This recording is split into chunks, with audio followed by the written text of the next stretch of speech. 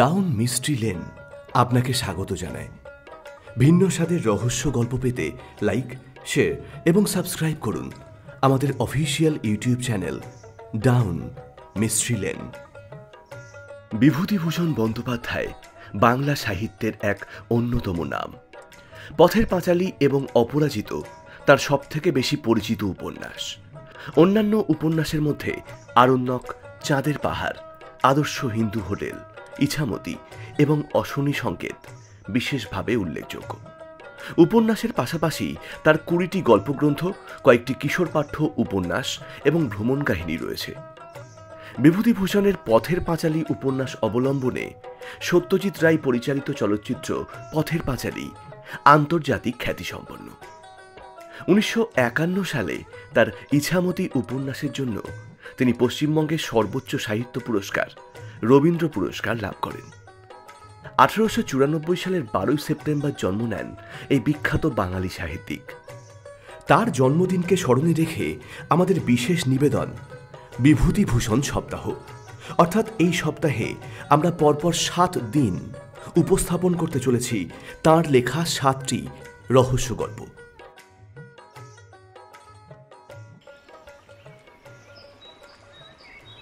আমার জীবনে সেই একটা অদ্ভুত ব্যাপার সেইবার ঘটেছিল। বছর 3 আগেকার কথা। আমাকে বরিশালের ওধারে যেতে হয়েছিল একটা কাজে। ও অঞ্চলের একটা গঞ্জ থেকে বেলা প্রায় 12টার সময় নৌকোয় উঠল। আমার সঙ্গে এক নৌকোয় বরিশালের এক ভদ্রলোক উঠলেন। গল্পে গুজবে আমাদের সময় কাটতে লাগলো। সময়টা পুজোর পরেই। দিনমানটা মেঘলা মেঘলাই কেটে গেল। মাঝে মাঝে টিপটিপ করে বৃষ্টিও পড়তে শুরু করলো। সন্ধ্যার কিছু আগে অবশ্য আকাশটা বেশ পরিষ্কার হয়ে গেল। ভাঙা ভাঙা মেঘের মধ্যে দিয়ে চতুর্দশীর চাঁদের আলো অল্প অল্প প্রকাশ পেল। সন্ধ্যা হবার সঙ্গে সঙ্গেই আমরা বড় নদী ছেড়ে একটা খালে পড়ল। শোনা গেল খালটা এখান থেকে আরম্ভ করে নোয়াখালীর উত্তর দিয়ে একেবারে মোহনায় মিশেছে। পূর্ববঙ্গে সেই আমার নতুন যাওয়া। চোখে কেমন সব একটু নতুন ঠেকতে লাগলো। অপরিসর খালের দুধারে বৃষ্টি স্নাত কেয়ার জঙ্গলে মেঘে আধো ঢাকা চতুর্দশীর জ্যোৎস্না চিকমিক করছিল। মাঝে মাঝে নদীর ধারে বড় বড় মাঠ, সটি, বেত, ফান গাছের বন ঝুঁকে পড়েছে। বাইরে একটু ঠান্ডা থাকলেও আমি ছইয়ের বাইরে বসে দেখতে দেখতেই যাচ্ছিল। বরিশালের যে অংশটা সুন্দরবনের কাছাকাছি, ছোট ছোট খাল ও নদী চারিধারে। সমুদ্র খুব দূরে নয়। 10-15 মাইল দক্ষিণ পশ্চিমেই হাতিয়া আর সন্দ্বীপ। আর একটু রাত হলো। খালের দুপারের নির্জন জঙ্গল অস্ফুট জ্যোৎস্নায় কেমন যেন অদ্ভুত দেখতে লাগলো। এ অঞ্চলে লোকের বসতি একেবারেই নেই। শুধু ঘন বন আর জলের ধারে বড় বড় হোগলা গাছ। আমার সঙ্গী বললেন, এত রাতে আর বাইরে থাকবেন না, আসুন আসুন, ছইয়ের মধ্যে আসুন। এসব জঙ্গলে, বুঝলেন না। তারপর তিনি সুন্দরবনের নানান গল্প করতে লাগলেন। তাঁর এক কাকা নাকি ফরেস্ট ডিপার্টমেন্টে কাজ করতেন। তাঁরই লঞ্চে করে তিনি একবার সুন্দরবনের নানা অংশে ঘুরে বেরিয়েছিলেন। সেই সব গল্প। বুঝলেন মশাই, আমার কাকা এই ফরেস্ট ডিপার্টমেন্টে কাজ করতেন। তারই লঞ্চে আমি এই সুন্দরবন। রাত প্রায় 12টার কাছাকাছি হলো। মাঝি আমাদের নৌকো ছিল মোটে একটি। সে বলে উঠল, বাবু, একটু এগিয়ে গিয়ে বড় নদী পড়বে। রাতে একা সে নদীতেই পাড়ি জমাতে পারবো না। এখানেই নৌকা রাখি। ঠিক আছে, যেটা ভালো বোঝো করো। নৌকো সেই দিকেই বাঁধা হলো। এদিকে বড় বড় গাছের আড়ালে চাঁদ অস্ত গেল। দেখলুম অপ্রশস্ত খালের দুধারেই অন্ধকার ঢাকা ঘন জঙ্গল। চারিদিকে কোনো শব্দ নেই। পতঙ্গগুলো পর্যন্ত চুপ করে রয়েছে। সঙ্গীকে বললুম, মশাই, এ তো সরু খাল, বলছি যে বাঘ পাড় থেকে লাফিয়ে পড়বে না তো নৌকোর উপর? সঙ্গী বললেন, না পড়লেই আশ্চর্য হব। শুনে অত্যন্ত পুলকে ছইয়ের মধ্যে ঘেঁষে বসলুম। খানিকটা বসে থাকবার পর আমার সঙ্গী বললেন, আসুন, একটু শোয়া যাক। ঘুম তো আর হবে না, আর ঘুমোনো ঠিক নয়। আসুন আসুন, একটু চোখ বুজে থাকি। হ্যাঁ চলুন। খানিকটা চুপ করে থাকবার পর আমার সঙ্গীকে ডাকতে গিয়ে দেখলাম তিনি ঘুমিয়ে পড়েছেন। মাঝিও জেগে আছে বলে মনে হলো না। ভাবলুম তবে আমি বা কেন মিথ্যে মিথ্যে চোখ চেয়ে থাকি। মহাজনদের পথ ধরবার উদ্যোগ করলুম। তারপর যা ঘটল সে আমার জীবনের এক অদ্ভুত অভিজ্ঞতা।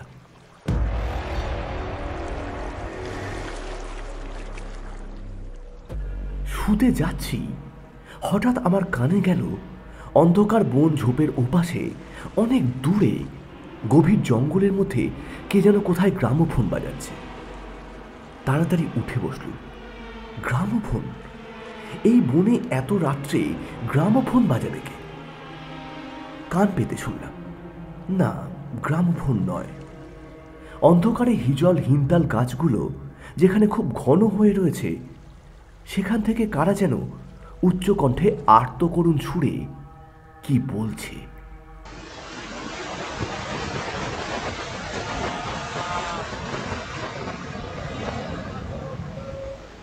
খানিকটা শুনে মনে হলো সেটা একাধিক লোকের সমবেত কণ্ঠস্বর। প্রতিবেশী তেতলার ছাদে গ্রামোফোন বাজলে যেমন খানিকটা স্পষ্ট আর খানিকটা অস্পষ্ট, অথচ বেশ একটা একটানা সুরের ঢেউ কানে এসে পৌঁছয়, এও অনেকটা সেই রকম। মনে হলো যেন কতকগুলো অস্পষ্ট বাংলা ভাষার শব্দ আমার কানে এলো, কিন্তু ধরতে পারা গেল না কথাগুলো কি। শব্দটা মাত্র মিনিট খানেক স্থায়ী হলো। তারপরই অন্ধকার বনভূমি যেমন নিস্তব্ধ ছিল আবার তেমনই নিস্তব্ধ হয়ে গেল। তাড়াতাড়ি ছইয়ের বাইরে এলুম। চারপাশে নিরন্ধ্র অন্ধকার, বনভূমি নীরব। শুধু নৌকোর তলায় ভাটার জল কলকল করে বাজছে, আর শেষ রাত্রের বাতাসে জলের ধারে কেয়া ঝোপে এক প্রকার অস্পষ্ট শব্দ হচ্ছে। পাড় থেকে দূরে অন্ধকারের কারণেই হিজল গাছের কালো গুঁড়িগুলোর এক অদ্ভুত চেহারা হয়েছে। ভাবলুম সঙ্গীদের ডেকে তুলি, আবার ভাবলুম বেচারিরা ঘুমোচ্ছে, ডেকে কি হবে, তার চেয়ে বরং নিজেই জেগে বসে থাকি। দাঁড়িয়ে দাঁড়িয়ে একটা সিগারেট ধরালুম।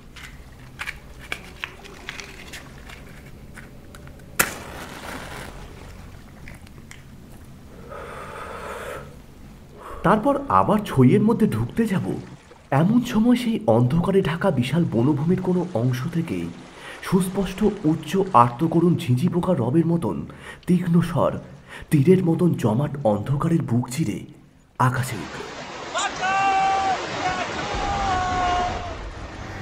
নৌকোর মাঝি ধর্মর করে জেগে উঠল। আমিও আমার সঙ্গীকে ডাকলুম, মশাই, ও মশাই, আরে ও মশাই, উঠুন উঠুন। হ্যাঁ, কি ব্যাপার, কি ব্যাপার? নৌকোর মাঝি আমার কাছে ঘেঁষে এলো। ভয়ে তার গলার স্বর কাঁপছিল। বললে, হায় আল্লাহ, শুনতে পেয়েছেন বাবু? কি কি মশাই, ডাকলেন কেন? কোনো জানোয়ার টানোয়ার নাকি? আমি ব্যাপারটা বললুম।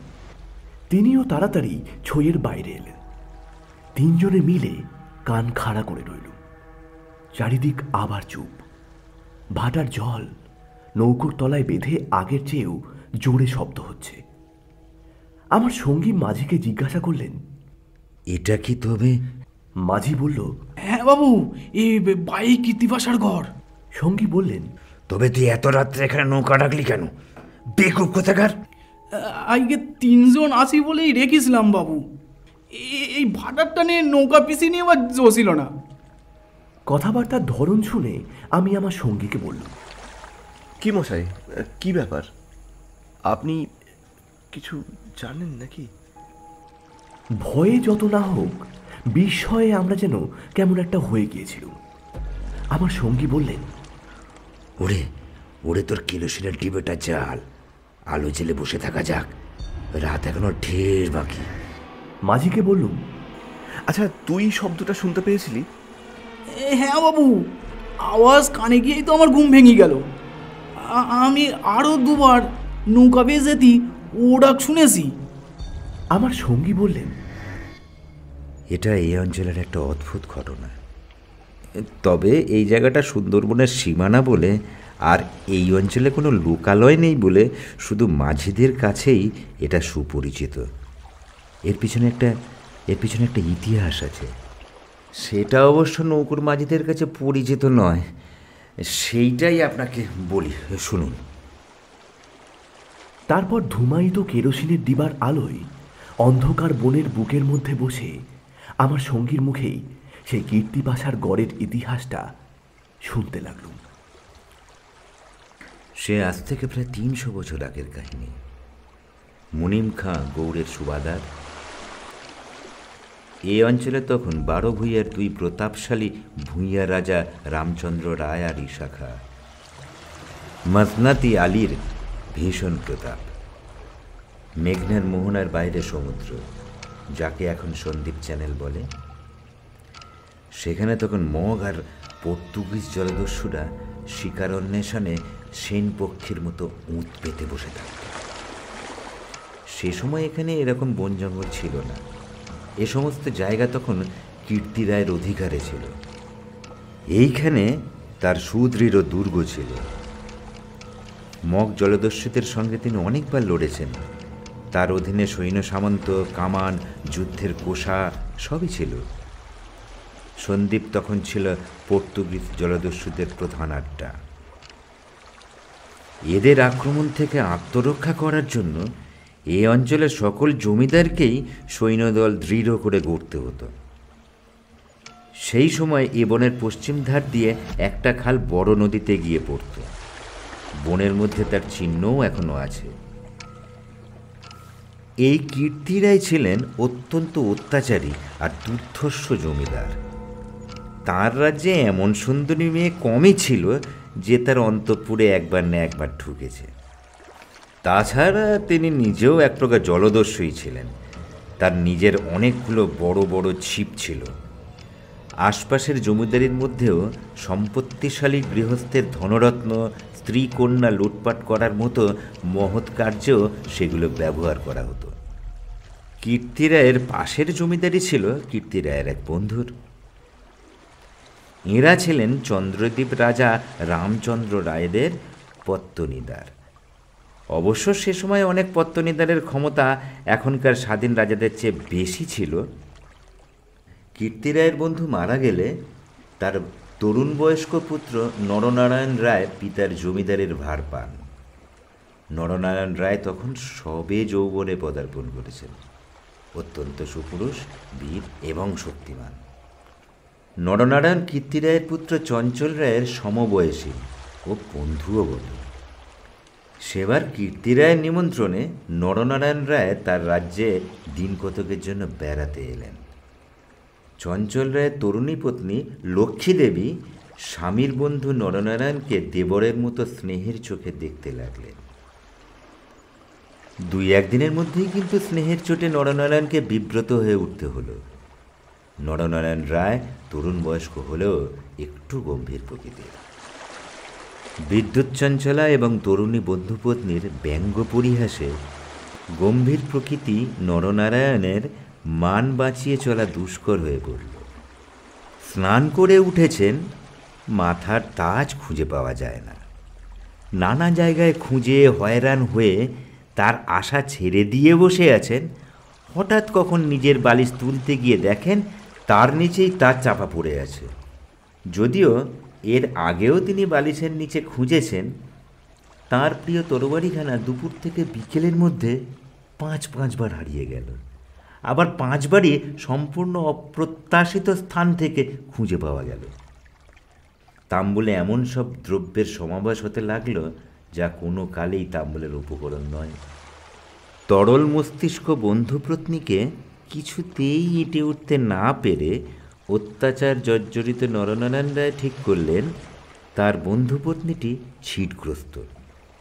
বন্ধুর দুর্দশায় চঞ্চল রায় মনে মনে খুব খুশি হলেও বাইরের স্ত্রীকে বললেন, 2 দিনের জন্য এসেছে বেচারা, ওকে তুমি এরই মধ্যে এত বিব্রত করে তুলেছ যে ও আর এদিকে জীবনে আসবে বলে মনে হয় না।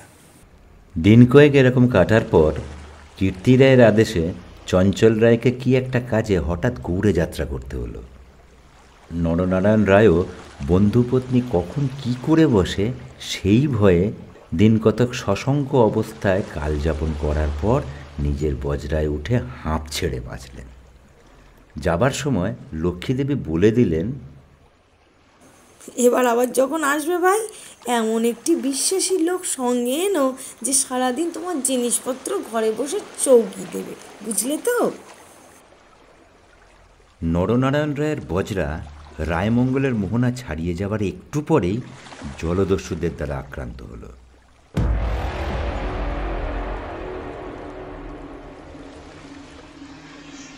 তখন মধ্যাহ্নকাল, প্রখর রৌদ্রে বজরার দক্ষিণ দিকের দ্বীপবলয় প্রসারী জলরাশি সানানো তলোয়ারের মতো ঝকঝক করছিল। সমুদ্রের সে অংশে এমন কোনো নৌকো ছিল না যে সাহায্য করতে পারে। সেটা রায়মঙ্গল আর কালাবদর নদীর মুখ। সামনেই যার সমুদ্র, সন্দ্বীপ চ্যানেল, জলদস্যুদের প্রধান ঘাঁটি। নরনারায়ণের বজরার রক্ষীরা কেউ হত হলো, কেউ সাংঘাতিক জখম হল। নরনারায়ণ নিজে দস্যুদের আক্রমণ প্রতিহত করতে গিয়ে উরুদেশে কিসের খোঁচা খেয়ে সংজ্ঞাহীন হয়ে পড়লেন।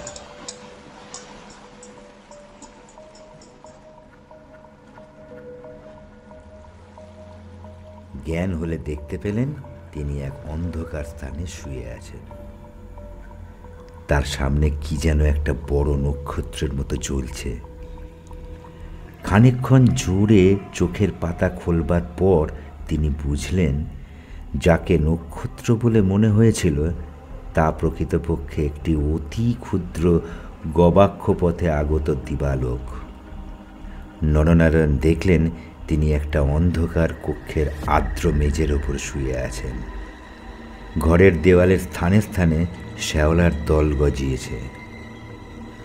আরও কত দিন, আরও কত রাত কেটে গেল, কেউ তার জন্য কোনো খাদ্য আনলে না।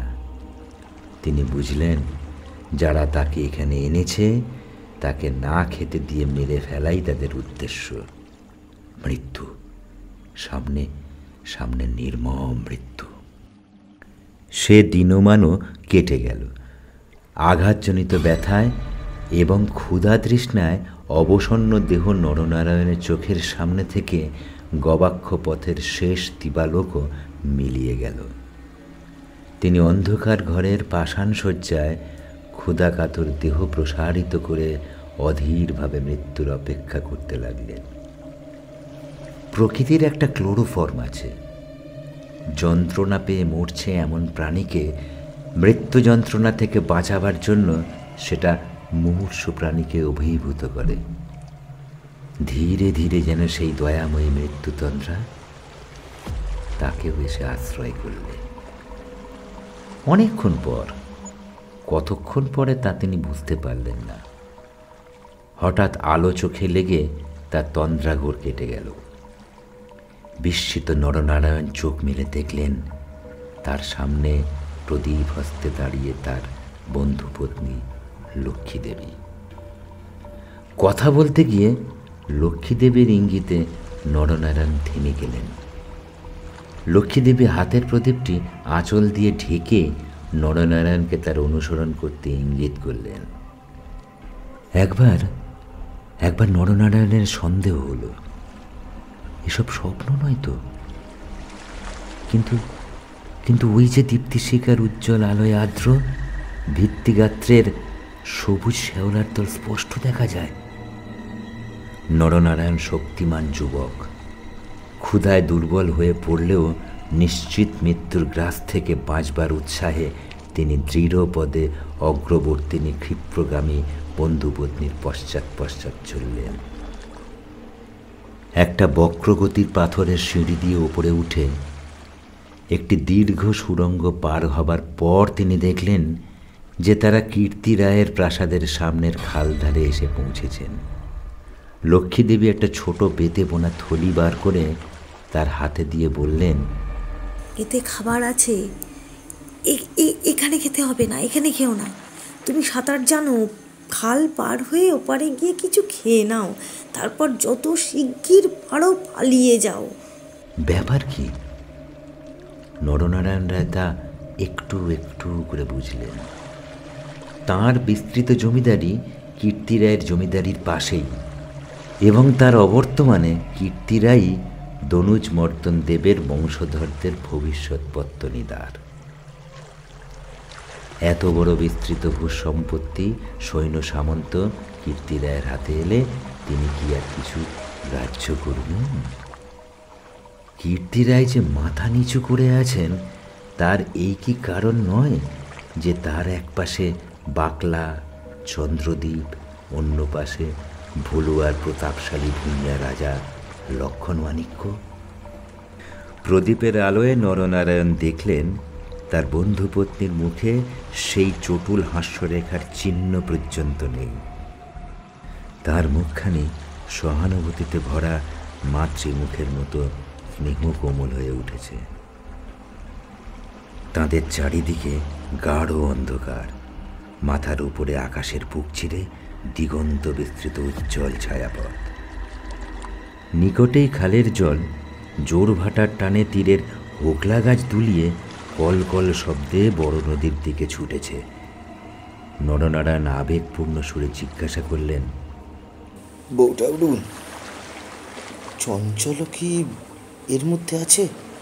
না ভাই, তিনি সেসব কিচ্ছুটি জানেন না। এসব সব শ্বশুর ঠাকুরের ষড়যন্ত্র, এই জন্যই তাকে অন্য জায়গায় পাঠিয়েছেন। এখন তাই আমার মনে হচ্ছে গৌটোর সব মিথ্যে। নরনারায়ণ দেখলেন লজ্জায় দুঃখে তার বন্ধুপত্নীর মুখ বিবর্ণ হয়ে উঠেছে। লক্ষ্মীদেবী আবার বললেন, আমি আজ জানতে পারি, খেকিগড়ের ওই পাইক সর্দাররা আছেন না, ওরা আমার মা বলে, তাদেরকে দিয়েই রাতের পাহারা সব সরিয়ে রেখে দিয়েছিলাম। নরনারায়ণ বললেন, জানো বউ ঠাকুরুন, আমার এক বোন ছিল, ছেলেবেলায় মারা গিয়েছিল। তুমি তুমি আমার সেই বোন আজ আবার ফিরে এলে। লক্ষ্মীদেবীর পদ্মের মতো মুখখানি চোখের জলে ভেসে গেল। একটু ইতস্তত করে বললেন, ভাই, বলতে সাহস পাই না, তবুও একটা কথা বলছি, বোন বলে যদি রাখো। কি কথা? তুমি আমার কাছে বলে যাও ভাই যে শ্বশুর ঠাকুরের কোনো অনিষ্ট চিন্তা তুমি করবে না। নরনারায়ণ রায় একটুকে ভাবলেন, তারপর বললেন, তুমি আমার প্রাণ দিলে বউ ঠাকুর, তোমার কাছে বলে যাচ্ছি, তুমি বেঁচে থাকতে আমি তোমার শ্বশুরের কোনো অনিষ্ট চিন্তা করব না। বিদায় নিতে গিয়ে নরনারায়ণ একবার জিজ্ঞাসা করলেন, বউ ঠাকুরুন, তুমি ফিরে যেতে পারবে তো? আমি ঠিক চলে যাব, তুমি কিন্তু যতদূর পারো সাঁতরে গিয়ে তারপর ডাঙায় উঠে চলে যেও। নরনারায়ণ রায় সেই ঘন কৃষ্ণ অন্ধকারের মধ্যে নিঃশব্দে খালের জলে পড়ে মিলিয়ে গেলেন। লক্ষ্মীদেবীর প্রদীপটা অনেকক্ষণ বাতাসে নেমে গিয়েছিল। তিনি অন্ধকারের মধ্য দিয়ে শ্বশুরের গড়ের দিকে ফিরলেন। একটু দূরে গিয়ে তিনি দেখতে পেলেন পাশের ছোট খালটায় দুখানা ছিপ মশালের আলোয় সজ্জিত আছে। ভয়ে তার বুকের রক্ত জমে গেল। সর্বনাশ! ওরা কি তবে জানতে পেরেছে? দ্রুতপদে অগ্রসর হয়ে গুপ্ত সুড়ঙ্গের বুকে এসে তিনি দেখলেন সুড়ঙ্গের পথ খোলাই আছে। তিনি তাড়াতাড়ি সুড়ঙ্গের মধ্যে ঢুকে পড়লেন। কীর্তি রায় বুঝতেন নিজের হাতের আঙুলও যদি বিষাক্ত হয়ে ওঠে তো তাকে কেটে ফেলাই সমস্ত শরীরের পক্ষে মঙ্গল। পরদিন আবার দিনের আলো ফুটল, কিন্তু লক্ষ্মীদেবীকে আর কোনো দিন কেউ দেখেনি। রাতের হিংস্র অন্ধকার তাকে গ্রাস করে ফেলেছিল।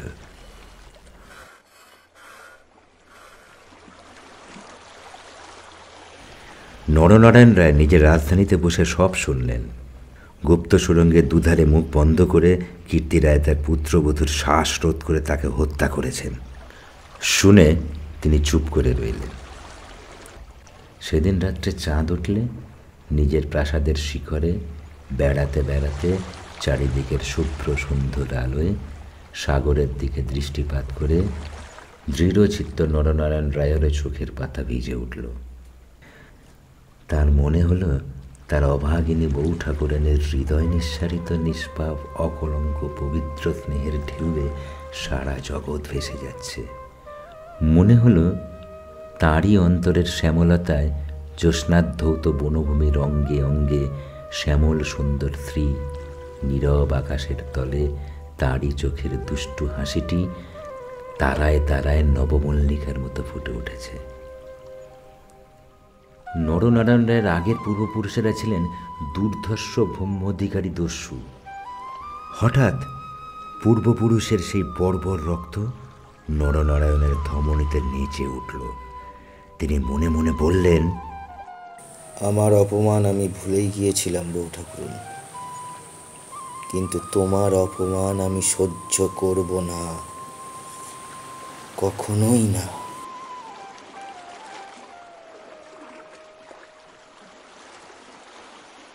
কিছুদিন কেটে গেল। তারপরে একদিন এক শীতের ভোর রাত্রের কুয়াশা কেটে যাবার সঙ্গে সঙ্গে দেখা গেল কীর্তি রায়ের গড়ের খালের মুখ ছিপে সুলুপে জাহাজে ভরে গিয়েছে।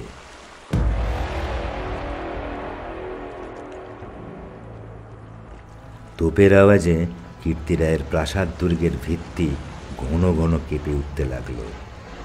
কীর্তি রায় শুনলেন আক্রমণকারী নরনারায়ণ রায়, সঙ্গে দুরন্ত পর্তুগিজ জলদস্যু সেবাস্টিও গঞ্জালেস।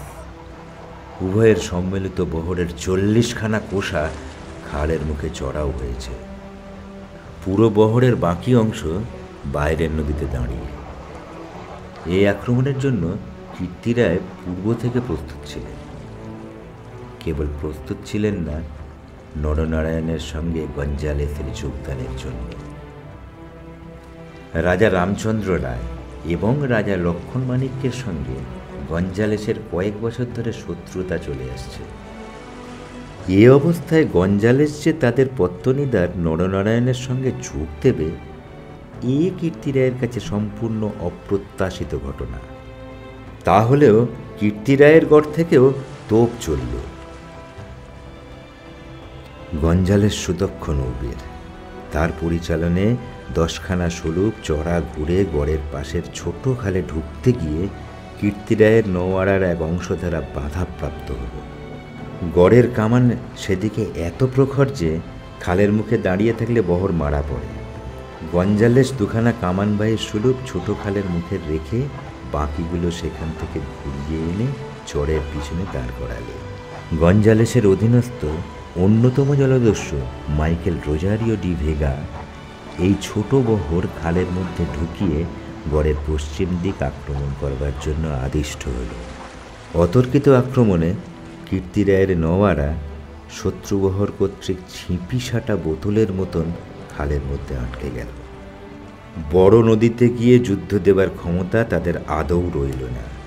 তবুও তাদের বিক্রমে রোজারিও অনেকক্ষণ পর্যন্ত কিছু করে উঠতে পারলে না। কীর্তি রায়ের নৌবহর দুর্বল ছিল না। কীর্তি রায়ের গড় থেকে পর্তুগিজ জলদস্যুদের আড্ডা সন্ধি খুব বেশি দূরে নয়। কাজেই কীর্তি রায়কে নৌবহর সুদৃঢ় করে গড়তে হয়েছিল। বৈকালের দিকে রোজারিওর কামানের মুখে গড়ের পশ্চিম দিকটা একেবারে হুমড়িয়ে পড়ল। নরনারায়ণ দেখলেন প্রায় 30খানা কোষা জখম অবস্থায় খালের মুখে পড়ে। কীর্তি রায়ের গড়ের কামানগুলো সব চুপ। নদীর দুপার ঘিরে সন্ধ্যা নেমে আসছে। উচ্চে নিস্তব্ধ নীল আকাশে কেবলমাত্র এক ঝাঁক শকুনি কীর্তিগড়ের উপর চক্র আকারে ঘটছে। হঠাৎ বিজয়োন্মত্ত নরনারায়ণের চোখের সম্মুখে বন্ধুপত্নীর বিদায়ের রাতের সন্ধ্যার পদ্মের মতন বিষাদ ভরা ম্লান মুখখানি, কাতর মেনতে পূর্ণ সেই চোখ দুটি মনে পড়ল। তীব্র অনুশোচনায় তার মন তখন ভরে উঠল। এইরকম করে কি তিনি তার স্নেহময়ী প্রাণদাত্রীর শেষ অনুরোধ রাখতে এসেছেন? নরনারায়ণ রায় হুকুম জারি করলেন, শোনো সবাই, কীর্তি রায়ের পরিবারের একটি প্রাণীরও যেন প্রাণহানি না হয়। একটু পরে সংবাদ এলো, গড়ের মধ্যে কেউ নেই। নরনারায়ণ রায় বিস্মিত হলেন। তিনি তখনই নিজে গড়ের মধ্যে ঢুকলেন। তিনি এবং গঞ্জালেস গড়ের সমস্ত অংশ তন্ন তন্ন করে খুঁজলেন। দেখলেন সত্যিই কেউ নেই। পর্তুগিজ বহরের লোকেরা গড়ের মধ্যে লুটপাট করতে গিয়ে দেখলে মূল্যবান দ্রব্যাদির বড় কিছু নেই। পরদিন দ্বিপ্রহর পর্যন্ত লুটপাট চলল। কীর্তিরায়ের পরিবারের একটা প্রাণীরও সন্ধান পাওয়া গেল না। অপরাহ্নে কেবলমাত্র দুখানা সুলুক খালের মুখে পাহারা রেখে নরনারায়ণ রায় ফিরে এলেন। এই ঘটনার দিন কতক পরে পর্তুগিজ জলদস্যুর দল লুটপাট করে চলে গেলে কীর্তিরায়ের এক কর্মচারী গড়ের মধ্যে প্রবেশ করে। আক্রমণের দিন সকালেই এই লোকটি গড় থেকে আরও অনেকের সঙ্গেই পালিয়েছিল। ঘুরতে ঘুরতে একটা বড় থামের আড়ালে সে দেখতে পেলে একজন আহত মুমূর্ষ লোক তাকে ডেকে কি বলবার চেষ্টা করছে। কাছে গিয়ে সে লোকটিকে চিনলে লোকটি কীর্তিরায়ের পরিবারের এক বিশ্বস্ত পুরনো কর্মচারী। তার মৃত্যুকালীন অস্পষ্ট বাক্যে আগন্তুক কর্মচারীটি মোটামুটি যা বুঝল তাতেই তার কপাল ঘেমে উঠল। সে বুঝল কীর্তিরায় তার পরিবারবর্গ ও ধনরত্ন নিয়ে মাটির নিচের এক গুপ্তস্থানে আশ্রয় নিয়েছেন এবং এই লোকটি একমাত্র তার সন্ধান জানে। তখনকার আমলে এই গুপ্তগৃহগুলি প্রায় সকল বাড়িতেই থাকত এবং এর ব্যবস্থা এমন ছিল যে বাইরে থেকে কেউ এগুলি খুলে না দিলে বেরুবার উপায় ছিল না। কোথায় সে মাটির নিচের ঘর তা স্পষ্ট করে বলবার আগেই আহত লোকটি মারা গেল। বহু অনুসন্ধানেও গড়ের কোন অংশে যে গুপ্তস্থান ছিল তা কেউ সন্ধান করতে পারল না। এই রকমে কীর্তিরায় ও তার পরিবারবর্গ অনাহারে তিলে তিলে শ্বাসরুদ্ধ হয়ে গড়ের যে কোন নিভৃত ভূগর্ভস্থ কক্ষে মৃত্যুমুখে পতিত হলেন তার আর কোনো সন্ধানই হল না। সেই বিরাট প্রাসাদ দুর্গের পর্বত প্রমাণ মাটি পাথরের চাপে হতভাগ্যদের সাদা হাড়গুলো যে কোন বায়ুশূন্য অন্ধকারের ভূকক্ষে তিলে তিলে গুঁড়ো হচ্ছে কেউ তার খবর পর্যন্ত জানে না।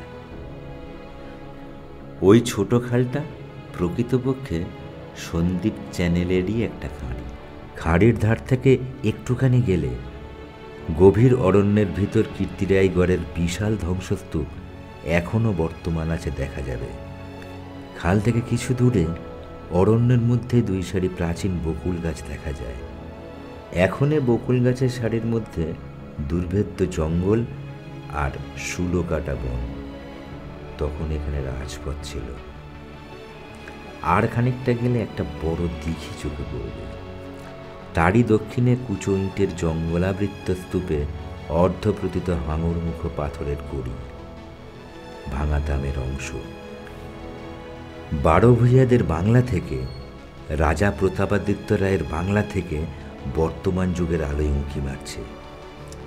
দিঘির যে স্টক সোপানে সকাল সন্ধ্যায় তখন অতীত যুগের রাজবধূদের রাঙা পায়ের অলক্ত রাগ ফুটে উঠত, এখন সেখানে দিনের বেলায় বড় বড় বাঘের পায়ের থাবার দাগ পড়ে।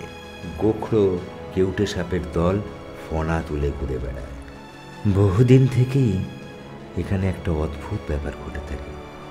দুপুর রাতে গভীর বনভূমি যখন নীরব হয়ে যায়, হিনতাল গাছের কালো গুঁড়িগুলো অন্ধকারে যখন বনের মধ্যে প্রেতের মতো দাঁড়িয়ে থাকে, সন্দীপ চ্যানেলের জোয়ারের ঢেউয়ের আলোকোৎক্ষেপিক লোনা জল খাঁড়ির মুখে জোনাকির মতো জ্বলতে থাকে, তখন খাল দিয়ে নৌকা বেয়ে যেতে যেতে মোমমধু সংগ্রাহকরা কতবার শুনেছে অন্ধকারে বনের এক গভীর অংশ থেকে কারা যেন আর্তস্বরে চিৎকার করছে, ওগো পথযাত্রীরা, ওগো নৌকা যাত্রীরা, আমরা এখানে শ্বাসরুদ্ধ হয়ে মারা গেলাম, দয়া করে আমাদের তোলো, ওগো আমাদের তোলো।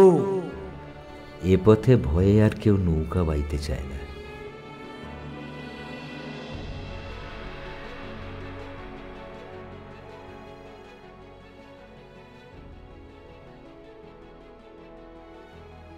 যদি গল্পটি আপনাদের ভালো লেগে থাকে তাহলে অতি অবশ্যই লাইক করবেন, শেয়ার করবেন এবং কমেন্টের মাধ্যমে আপনার মূল্যবান মতামত জানাবেন।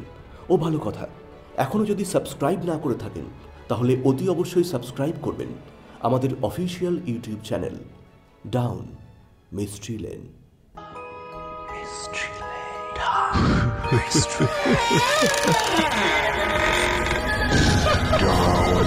Mystery Lane.